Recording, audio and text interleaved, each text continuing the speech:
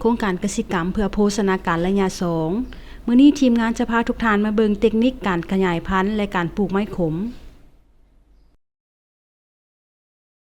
ปีปลายตัวนี้มันกับปีปลายเนาะปีปลายอันนี้สองปีปลายตัวนี้หลายกว่า3 ปีขึ้นไป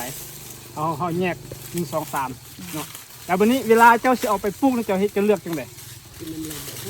เอาตัวจากปีเอาตัวแก่แล้วตัวอ่อน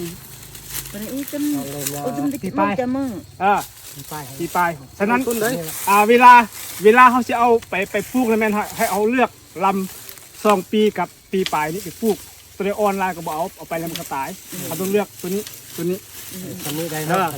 ทำนี้ก็ได้เอาเป็น3 ปองตัดนี้ออกตัดแล้วสำคัญเนี่ยบ่ให้เวลาตัดแล้วบ่ให้ลำนี้แตกตัดแล้วก็เอาปูนเปะเมียนบ้านมันตุลุมเนาะเขาสับออกจากหากมันเนาะแล้วเขาก็ทาคือกันทาปูนใจ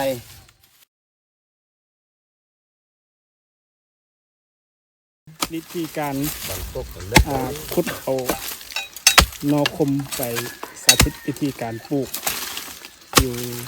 ของครอบครัวถาวรใส่เนี่ยนำให้เอาเสียบเลยต้นซื้อเสียมเวียดมันกินขนาดเสียมรับเข้าเนาะเริ่มมาเนี่ย100%ปลูกปตายนี่ตัดไม่ออกที่ตัดอะไรเอามีเลื่อยน้อย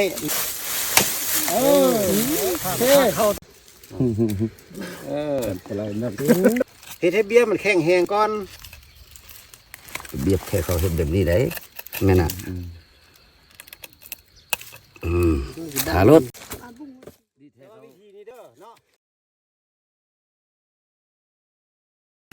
โอ้ตัวนี้แหละมันจะดีง่ายตัวนี้เนาะมันเยอะเกินตัวนี้ตะวิดออกอยู่ไซนี่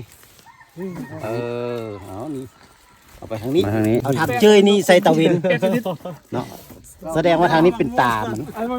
เด้อให้เอียงอันนี้45 องศาเนาะคือเฮาเหียนมื้อเช้านี่เนาะ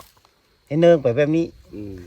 เนื่องแล้วถ้าว่าเจ้ามีเงินไขเนาะมีอันน่ะฝุ่นมีอย่างใส่กันเอาใส่นี้แล้วก็ดินโปะเอาทุ่มเลย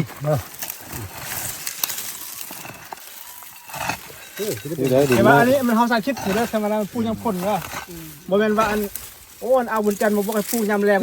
อันนี้เขาใส่คิดอยู่บุญจันทร์โอ้ย